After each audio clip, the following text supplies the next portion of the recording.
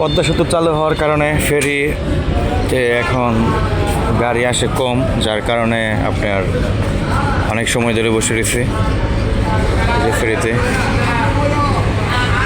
আমরা আছি শাহ মাকদুমে। চমৎকার, খুব ভালো লাগে। দেখছেন এই যে ফেরি আসতেছে, সময় নিয়ে নিয়ে আসে ফেরি। ওই যে একটা কিছুক্ষণ আগে ছেড়ে গেছে, এটা কিছুক্ষণ আগে ছেড়ে গেছে। ওই পাশে ওই যে দেখেন আরেকটা আসতেছে। এখানে এখানে চর পড়ে গেছে অনেক, এই যে দেখছেন চর পড়ে গেছে। ওই যে দেখেন, হয়তো ক্যামেরা কম দেখা যাচ্ছে, ওই যে দেখেন সাদা অংশটা, এটা চর পড়ে গেছে। হ্যাঁ, যাক সব মিলে ফেরিতে অনেকদিন পরে উঠলাম, ভালোই লাগতেছে।